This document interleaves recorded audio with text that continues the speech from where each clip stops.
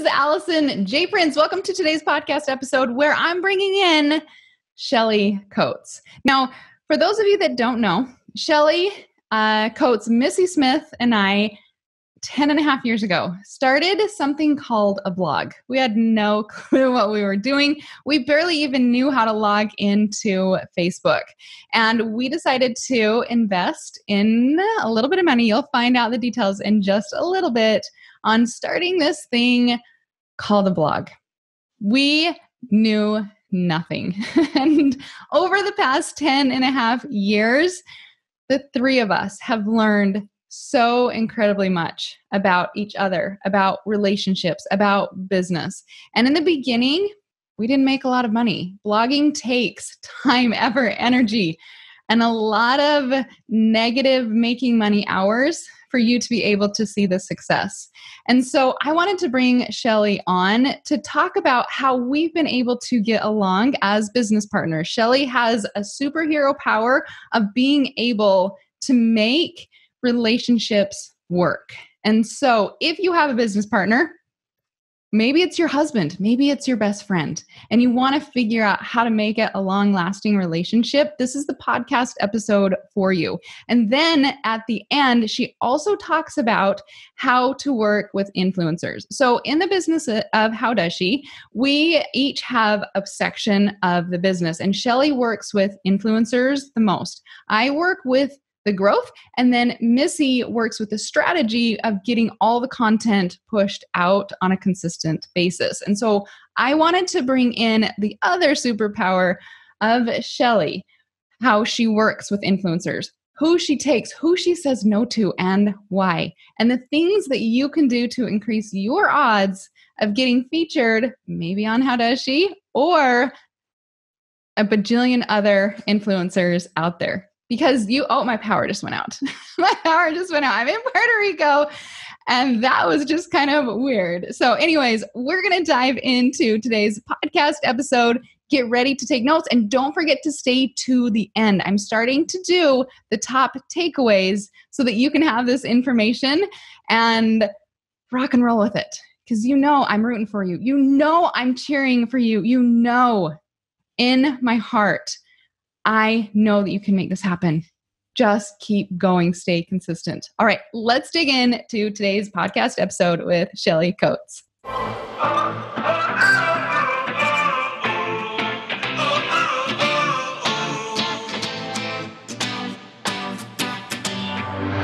right, Shelley Coates.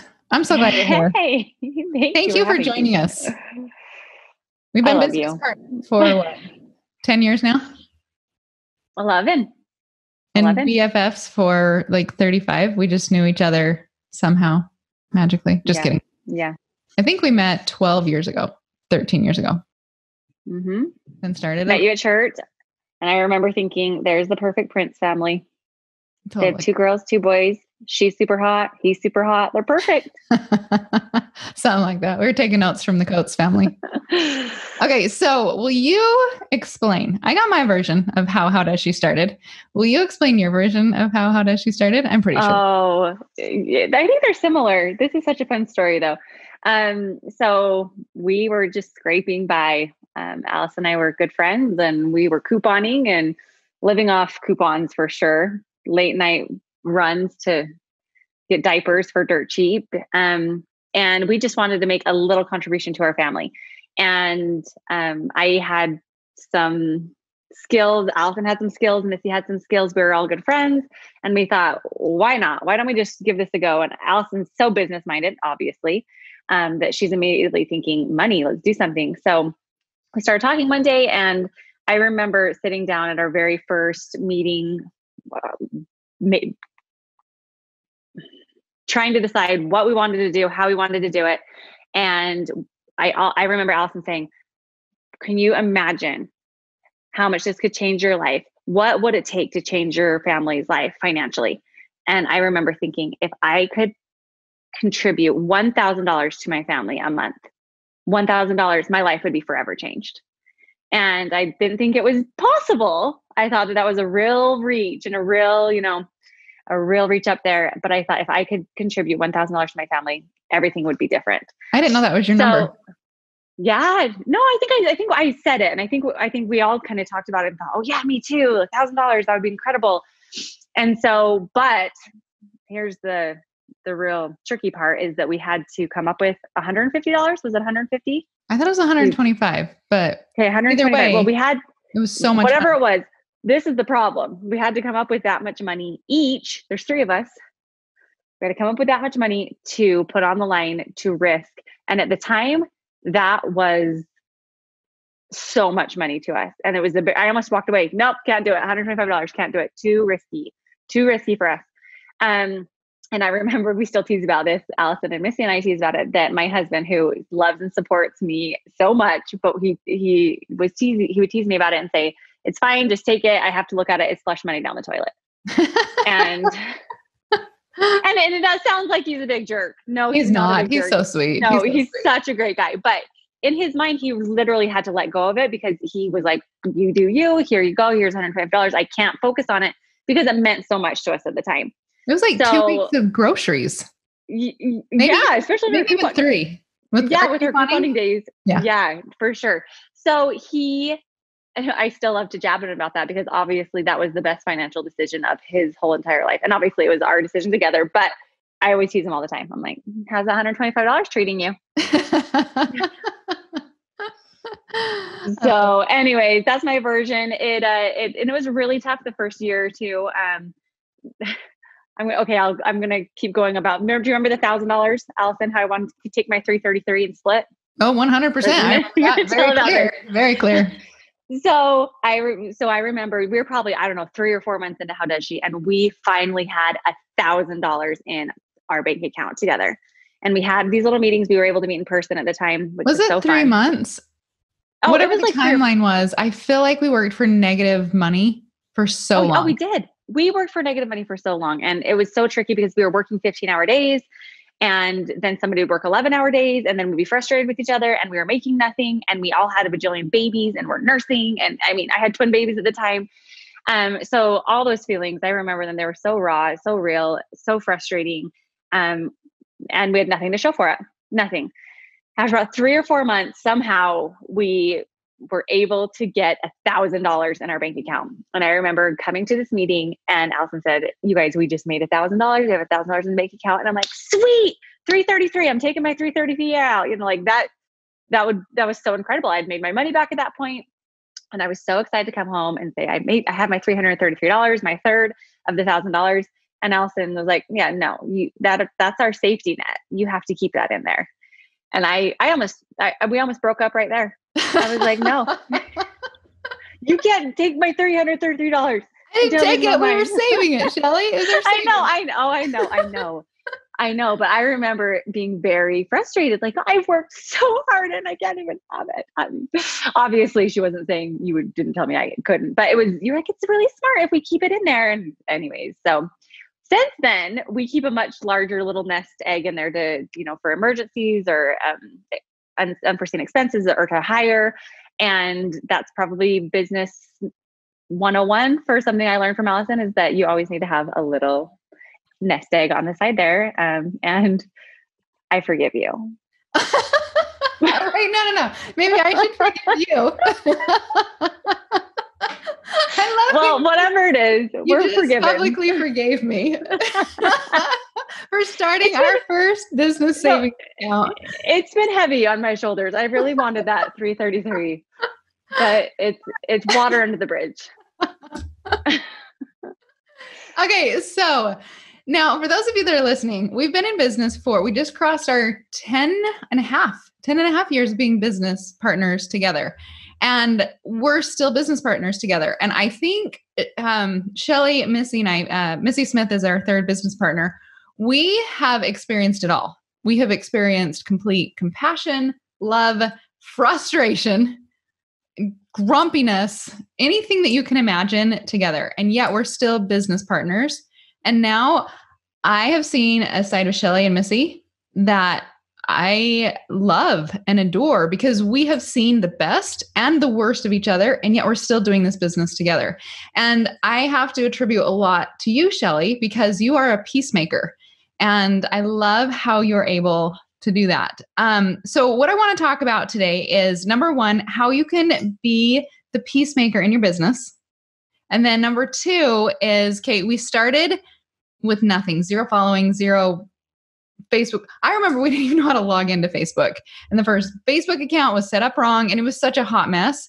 Now we have over 2.1 million followers and we have businesses coming to us and asking us for advertising and things like that. And what we do, I'm going to just let you decide, or you say how we choose businesses to work with and then which ones we turn away. So for all the listeners that are starting a business or have their business going, to give them more insight on how they can approach influencers even better. So number one, let's kick it off. Whether you're working with business partners or your husband, how is Shelley? What do you do to be the peacemaker? Keep the love. Okay, well, it's wired in my personality that I absolutely hate confrontation. Everyone's wired differently. And I wouldn't say that that's always the best thing about me. I think that it is a strong point. And I appreciate that you see that in our relationship and in our business partnership, especially because there's 3 of us. And I know you guys value me in that area, and I really do appreciate it. But sometimes it's not always. Sometimes it's hard because I can get hurt easily. I can overthink things. I definitely overthink things a lot. And sometimes those hard business decisions that sometimes need to be firm are really hard for me to make and to implement. So I will say I definitely do have those weaknesses, and sometimes business isn't just cut business to me. It's like, it's friendships, and am I going to hurt feelings? And so know that there is pros and cons to having that personality, but with trying to be a peacemaker, I just know that you can catch more bees with honey than vinegar. As my great grandmother once said. But the point being is, no one likes to be attacked and anytime we have disagreements, which absolutely are going to happen in business. In life too. Oh, for sure. In your marriages and your friendships. And then especially when money and business and those things just can get really sticky and really personal. And we each have our own feelings, our own perspective. And I think it's really important to know that everyone's perspective is valid, and that you're not always right, or Missy's not always right, or I'm always right. And really trying to put yourself in that other person's shoes. But another thing with keeping the love and the peace is just really speaking positively about each other and to each other. So for me, when I have a situation, maybe with one of our contributors or with one of my business partners, and I want to address that, I am, I'm going to say 9 positives before I bring up the negative, because there are 9 positives. Absolutely. Like if I am frustrated with something that I'm going to just use you, I'm going to throw you under the bridge, Alison, just because we talk. Thank you. Thank you. No, there's nothing. I love you and adore you. Remember, I can edit this podcast, Shelley. Absolutely. But if we have a disagreement or we're not seeing eye to eye on something, or say it's the $333, we'll talk about that. Then, if I want to approach Alison about that, then I'm first going to tell her how much she's taught me, how much I appreciate X, Y, and Z.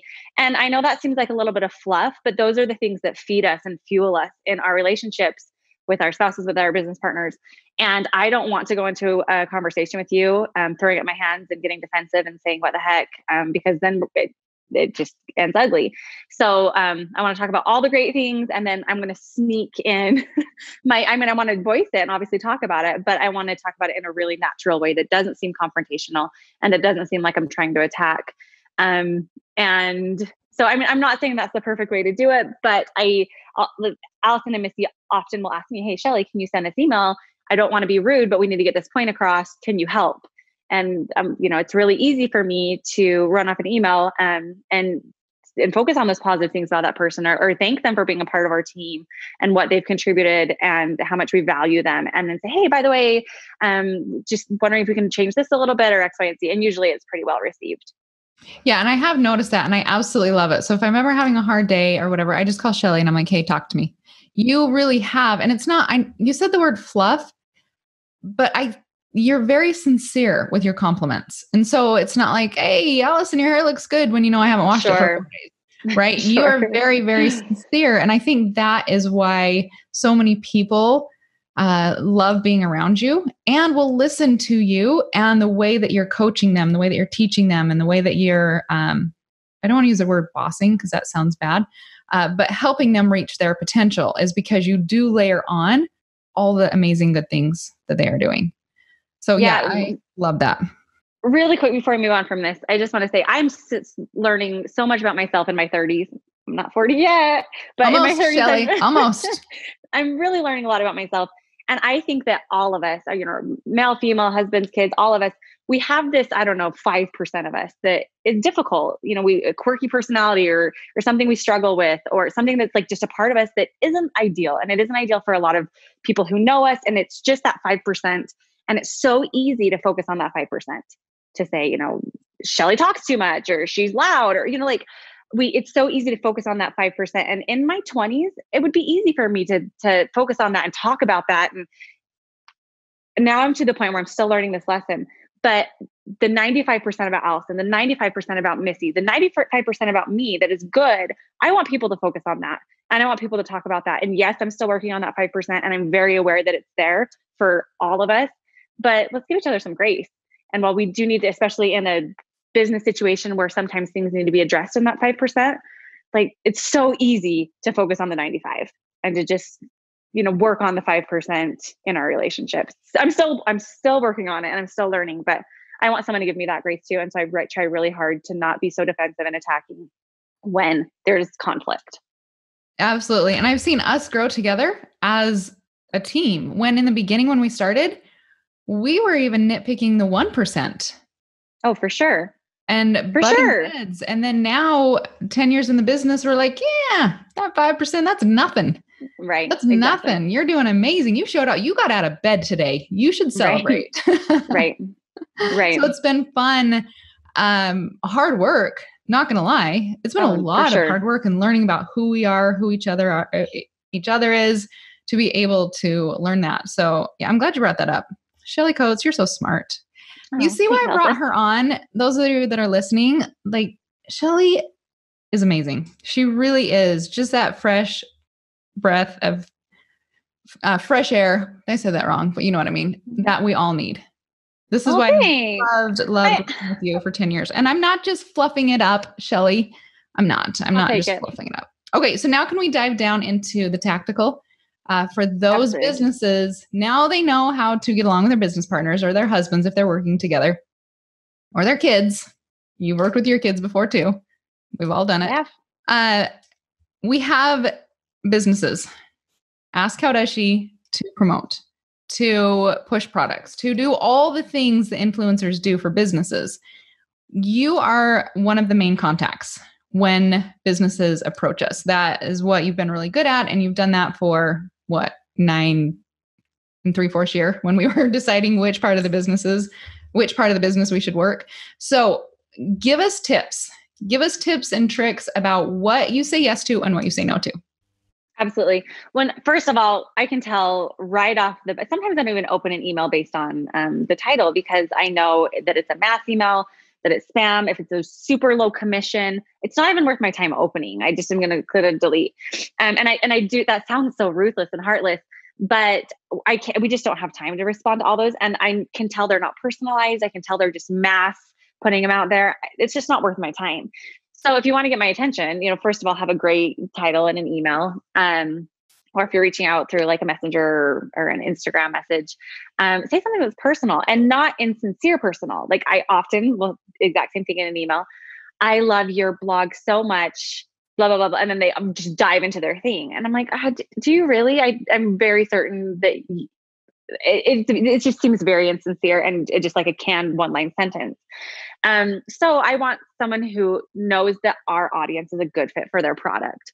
I can't tell you how many times a day in my email or in my, Facebook or whatever, I'm getting contacted for things like a dating site, like come and match.com or, anything that's not a fit for our audience. And I'm not knocking a dating site. I think they're great for the right audience, but they're absolutely not right for ours. Or like male supplements, or just random things that don't fit with our daughter. So that tells me right now that they're not interested in us. They're trying to just put their product wherever they can sprinkle it. And I'm not going to represent that. It speaks poorly of me, because that's not what the voice that I want to send to my readers, that I'm just trying to spam them with whatever I can make money off of, whether it be a dating site or male supplements, or like, it's just not a good fit. So if there is a product that you do think is a good fit for How Does She's audience, or any audience for that matter, then tell me why. Tell me why. Say, I noticed that you do a lot of gardening, and I have the most amazing seeds that my dad helped me put. I use this as an example because we just promoted some amazing sunflowers that did incredible with our audience. But talk to me personally and say, I think that this would go so well. I can see this in a video or in a blog post. And then this is the next thing that's going to get really my attention. Tell me the earning potential. So it's not fun to be a guinea pig on this end of the, a lot of times affiliate relationships, affiliates want you to be the guinea pig, because they'll say, okay, like I have these sunflower seeds. I have these sunflowers and they grow beautifully and they're $10 for a package and I'm going to pay you 2%. And you're like, so if I sell your $10 packet of sunflower seeds, then I'm making 20%. Did I do math right on that? 20 cents. 20 cents. Yeah. Sorry. 20 cents. So 20 cents. And then, so how many packets of sunflower seeds am I going to have to sell? So all of a sudden, businesses often want influencers to do this and see how it goes. Well, I could sell 2 million sunflower seed packets and I might have $50. It just doesn't make sense. And then at the end of the day, the relationship isn't good, obviously, because anyways, long story short, if the same exact person came to me and said, hey, I have these amazing sunflower seeds. I just tried them over on Susie's website or on her Instagram. She just sold $2,000 in commissions to herself in the last 48 hours. I'm listening. I'm totally listening. You're giving me numbers. You're giving me, and sometimes you don't have that data to present, but if you don't, still present it in a way that's really, get your margins where they need to be so both people are happy. So we're selling you tons of sunflower seeds and we're also making money. So we're going to come back together 2 or 3 times a year to sell you sunflower seeds because it's a win-win for both of us. Has to be a really good 2-sided relationship. And if I'm saying, say you have the margins to give me $5 on a $10 packet or even $3 on a $10 packet, and you're telling me that we often sell 1,500 packets, I'm listening to those numbers. So don't be afraid. And you don't have to say, who you're working with or what they made, because I know that's kind of private sometimes. But if you let us know, obviously very factual data with numbers that are appealing, then I'm absolutely paying attention. I'm absolutely willing to give it a try on an affiliate basis. An affiliate is tricky because it's percentage based. And if we don't sell, we don't earn money if you're not selling your product. But sometimes influencers don't want to take on the risk of that percentage because they don't know what it looks like. So if the numbers are great, we're going to try affiliate. However, if you really want me to try and let's switch it up, if you want me to sell your earrings and we can't figure out a good affiliate relationship, the best way to get my attention then, because we don't have numbers, we don't know how much we're going to sell, and you really want us to promote them, then offer us a flat rate. And flat rates are a little trickier. I like affiliate relationships better because you want your influencer to be working really hard. So I would just caution you that if you do use a sponsored rate, to protect yourself, get a contract. Say, not just, I want you to promote this, here's $2,000 to promote my earrings. What does that look like? I want 5 Instagram stories. I want 2 Facebook features. I want a video. And so exactly what you're going to get for that $2,000, because honestly, if you don't, then they're not going to be working as hard as if they were on a percentage basis and earning a lot of money because they're continuing seeing the fruits of their labors. 100%. 100%. So sometimes sponsored relationships are fantastic and they're appropriate. I think affiliate relationships are better if you can get your profit margins to where they need to be, because you're going to make your influencer work harder for it. But I'm not going to work for it if it's 20 cents a packet. And if you really want me to 10 years building up this audience. And so a 2% conversion is almost like a slap in the face, I feel like. Oh, absolutely. But if the same exact person came to me and said, hey, I only have 20 cents a packet to give you on this, and I know that doesn't appeal to you, but I don't care about affiliate. I'm just going to pay you $4,000 and I want you to do X, Y, Z, Z. I'll be like, great. I'm going to work really hard. I'm going to do all your deliverables and you're going to pay me $4,000 and we're going to walk away. And I'm still going to promote those but it's because I know what the end number looks like, and I'm not scared about making $40 after hustling for a week. And that's all I end up with. So you just have to really weigh your options and what's most appropriate, and do your research on whoever you want to present your product. Speak to them, and speak to them why your product is going to speak to their audience, how it's going to solve a problem for their audience.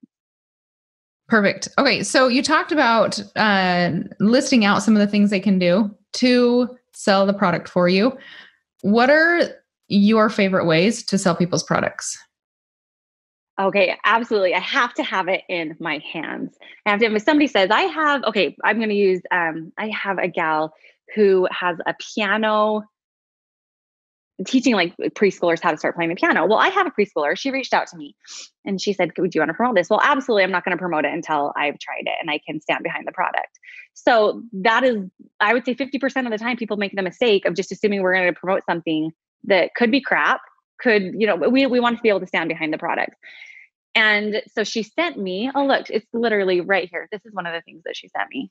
This is like a staff, it's magnets, all the different notes. And this is just one of the things she does. Anyway, she sent it to me and she said, try this, see how it goes. I loved it. My kid loved it. He's doing incredibly well on the piano for the age that he's at. And it's because of this. Now we are on a commission-based relationship, and we're doing pretty well. I wouldn't say we're like blowing it out of the park, but I really believe in the product. I really like supporting it. It's making decent money. And she continues to follow up with me. She promotes that product on Jane, or some of the Daily Deal sites, and she'll just send me an email and say, hey, just a heads up, it's over here. And sometimes I will if it's convenient, or sometimes I won't. I made a little video of my kid using that. And every time she thanks me, and I don't need anyone overthinking me or kissing butt or anything like that, but it feels good to feel appreciated. So just be like, hey, I noticed you did that. I really appreciate it. And every once in a while, she owns another little business, and she sent me a little, like a syrup jam package of some other business she owns, just as a thank you. Just, I'm thinking about you. Thanks for having my back. Does that make me want to do it again the next time that she has something? Absolutely. Absolutely. So it's building that relationship. And in this case, it's not necessarily about killing it with numbers. I mean, we are making a decent handful off that, but it's not life-changing or anything like that. But I'm going to continue to promote it because I like her. I like her message. I like her product, and I like the relationship that we've built. So I guess going back to the basic, I want to have the hands of my product. I mean, the product in my hands. I want to have the product in my hands, and I want to be able to show it, to physically touch it. It's so much easier, and then no strings attached. That's one thing I really wanted to focus on. Sometimes people will send me like junk, crap. I don't even want it. They send it to me, which is very nice of them. But then they're angry because they expected me to do X, Y, and Z just because they sent it to me. And at the end of the day, it is going to get my attention no matter what. If you send me something, and often if you were like, hey, do you want me to send you a pair of earrings? I'd be like, no, it's fine. Like, right. But if you just say, hey, I have a little something for you. Can I get your address? No strings attached. I just want to send you something. Oh, I'm curious. I don't have any idea what that looks like. So I'm curious. I'm like, yeah, sure. Here's my address. Don't think about it for 2-3 weeks. All of a sudden it comes. And then there's a little note in there. Hey, hope you enjoy these earrings. If you love them, I would love to talk more. If not, no worries. I hope you enjoy, whatever. And I feel like that was so kind of her. I don't really like these earrings. I don't think they're going to convert, but I might shoot her an email back and say, thank you so much. I think that this would be a really good fit over on my friend's website who focuses on earrings or whatever, or focuses on fashion or something that I can help them with without me necessarily promoting the product because I don't think it's going to fit. I'm in their court at that point. I'm in their court, and I'm a cheerleader for them just because they've got my attention, versus the person who said, hey, can you put up men's supplements? I'll give you 2%. Two totally different situations, even though the product wasn't right in either of them. So when the product is right, we love doing videos. We love showing our kids. Some influencers are just really powerful in their voice. I personally am not the face of How Does She. Andrea, we have a gal who is incredibly charismatic, and she's just a friend to everyone. And she is the one who sells a lot of our product. And completely 100% honest, I buy most of the things that she talks about. And I know that like we're getting a small commission off those things. And I'm like, yes, sign me up, because she speaks the truth and I trust her. So with that being said, you want to find influencers who really connect with their audience. And if you wanted me, Shelley, to go live with our audience, say a lot of people wouldn't even know who I am. And so that wouldn't necessarily speak to a lot of people. Now, am I okay to use names, Alison? Can I throw names out there? Like, or do you want me not want me to? Of people that I think are like Tara Thusen. I just want to use her as an example. If it's positive, 100%. Yes. It's 100%. No, okay. No. So cut that part out. I know I know, but I didn't know which way it was going. Like don't do it like so-and-so. Okay. No. Okay. So there is an influencer that always catches my eye, and her name is Tara Thusen.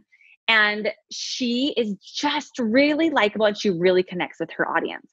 And so anytime she says something, I trust it. I trust what she's, and so if you're looking for a specific, say you're looking at educational products and you want to promote that, look for someone who is an influencer in the homeschool arena, and they're going to sell a bajillion versus honestly, like me over at How Does She, I don't homeschool my children, and I could do an ad for it. We might sell some, but you're going to sell 10 times as many over to the lady who speaks directly to the homeschool audience.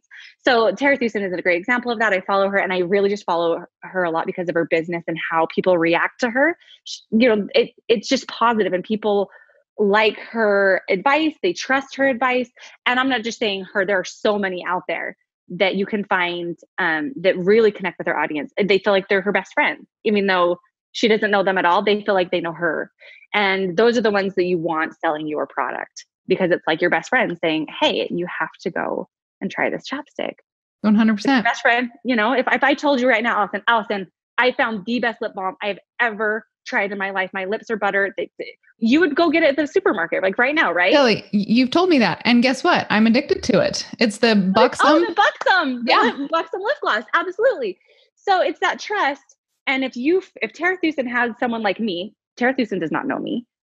If she has someone like me and she says, hey, go buy this lip gloss, I'm like, I'm listening, Tara, I'm going to go buy it because I trust her and because I like her. And that took a long time to build. So influencers are so powerful, but you have to use the relationship appropriately and sincerely. And if you can find that balance where they're making money, they're selling your product, it's magic. 100%. It's the three-way triangle. Influencer wins, business owner wins, and the follower wins. Absolutely. 100%. And you don't want the follower to get the product and be like, oh, these two are in on it together. This is crap. That's not, that triangle is a perfect way of explaining it, because it's not all about making money. It's also about keeping that branding right and keeping our relationship. And so next, if Tara sold me something that was trash one day and I bought it, the next time I would probably not buy from her. I'd be like, this is crap. You're just trying to make money. I'm not going to trust you. And but she hasn't done that. And I'm sure she won't ever. So I will continue to buy things. Yeah. It's a perfect triangle. It's not a lopsided triangle. Absolutely. All right. So newbies, I know we got to wrap up soon. So give me 2 tips for newbies that maybe going to the influencer with 2 million followers, it's probably not the fit right off the bat. Sure. How do newbie business owners start working with influencers?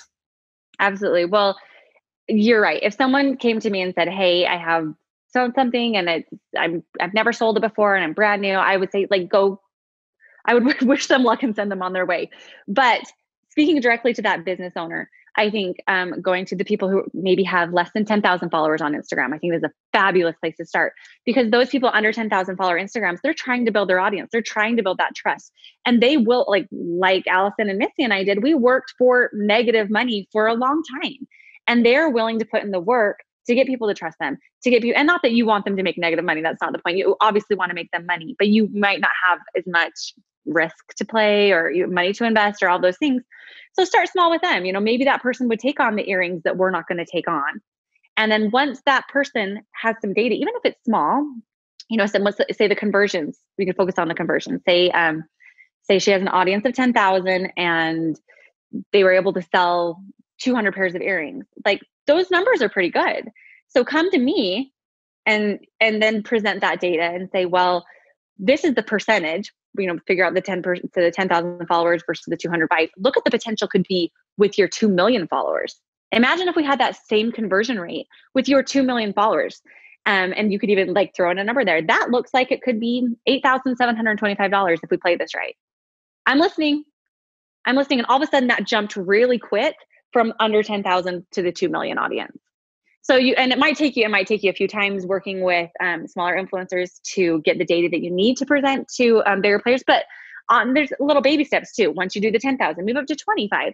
Once you're at the 25,000, move up to 50, and then, so once you start playing in that realm a little bit, you're going to get the data you need to start jumping really big. And all of a sudden you'll be worked where you want to be with influencers. But one more thing, that being said, sometimes those 10,000 followers that are focusing on homeschool are way more powerful than the 2 million followers on How Does She? Again, because we're talking about the 10,000 homeschool specific, ready to buy your product versus the 2 million followers of How Does She, who might have 500 people who are focusing on homeschool. Yes. So your more bang for your buck isn't with the 2 million followers. It's with that smaller group anyways. So don't always just look for numbers. And one more thing, remember when we worked for our free t-shirt and we thought we were like, that was the best thing in the entire world. And I have to go back to that a lot and remember it wasn't about the money, because I knew we were so small and didn't think that we could actually charge anything. But that shirt that was worth $25 was worth way more than the $5 buttons we would put on our website. Oh, absolutely. Absolutely. Yeah. So product, when you're starting out, if you're a small business starting out and you can't pay someone $200 to promote something on their Instagram story, just like, I would love to swap, especially, I mean, if it's a great product, like this thing, for example, right? I have two preschoolers that are learning the piano right now. And this product appealed to me, even where we're at with How Does She and our followers and our earnings and things like that. When I saw this, I was like, I want this. Guess how much this is? It's like $30. You can buy it for $30, but it had my attention. And so if you're speaking to someone who wants the product that you have, whether it's baby moccasins or teaching your child how to play the piano, if it's something they're interested in, it's worth more because it's fun. It's fun to get a package with something that you've been wanting instead of the $30 that, I would never promote that for just a $30 flat fee. But if you send me this is amazing. I'm going to see how you do. Let's try affiliate. Awesome. And it's just kind of a funny mind game where we put our value. And if you have a great product, and especially for people who aren't making a lot of money off of their influence quite yet, those products can be a game changer. It's so fun to get a free shirt or to get a free music thing or to get a free pair of earrings, especially when you don't have a lot of money coming in. It's just fun that you're getting something for doing something. You're rewarded for the work that you have been working so hard on. Even if it's small, they're acknowledging it. Absolutely. And then you can grow into the money. Yep, exactly. We would have promoted that all day, every day. They just sent us 50. We'd do for we would have given it to all of our friends. We would have given that for Christmas presents. Awesome. So, Shelley, thank you. Thank you. I love you, Allison. You're the best. I'm so grateful that we met so many years ago. Me too. I'm forever grateful for so many reasons. Obviously, financially, How Does She? Watch me tear up, Allison. Seriously, it's because your face is right here. Obviously, for financial reasons, How Does She has changed my life. But more importantly to me, like our friendship and what we've learned from each other over the years, like this, it's been amazing. I love you. I love you too. And I admire you so much. So anyone who's listening to it, this chick knows what she's talking about. I've learned so much, both personally and from our business relationship. And it's really helped me become who I am. So you're a good one. Thank you. And I agree. I think us learning this business has helped us become better wives, better mothers, better human beings, because we've been pushed to uncomfortableness over and over and over again, pushing our limits, not staying comfortable. And I'm so grateful that I chose business partners who've been forgiving, because we all make mistakes. Likewise. Shelley, you're the best. I love you. Cheers with our Coke. All right. Bye, friend. All right. That was fun with Shelley. As you can tell, I could probably talk to Shelley all day long. We have so much fun working together. We've been on the phone for hours talking, scheming, planning, all the good things and bad things about running a business. So let's dive into some of the top takeaways from Shelley. Number 1. I've got my list right here. You can catch more bees with honey than with vinegar. Number 2, everyone's perspective is valid. Number 3, speak 9 positives about someone before you get into the negative. Number 4, I loved this one. 5% of everyone is downright difficult. You can choose to focus on the 5%, or you can focus on the 95% that is oozing goodness out of someone's soul. Number 5, your email titles, your direct message titles to your influencers matter. If they look like spam, they look like junk, if they look like mass emails, they're going to get deleted. So make sure you take the time, make them personal. Number 6, have a good product. Don't send them junk. Make sure your product is good. Number 7, tell the influencer why your product is a good fit for them and for their audience. Number 8, tell them the earning potential. How much money could they potentially make based on some of your previous sells? Now, if you don't have previous sells, start small. You can work with trading of products with someone that's just getting started. Number 9, get your product into your influencer's hands. Number 10, follow up and make sure to use the good old word of thank you. Don't forget to tell your influencers thank you. And the last one, coming in at number 11, find influencers who speak truth, because you'll have a better shot because their followers have trusted them for a while. Anyway, I hope you enjoyed that podcast episode with Shelley Coates, my business partner of 10 and a half years. We also have another business partner that we talked about, Missy Smith. I truly love those women. Like we talked about before, they've helped me to be a better person, a better wife, a better mom, a better business person. And I truly am grateful for those women. Anyway, I will see you next week on the Because I Can Life podcast.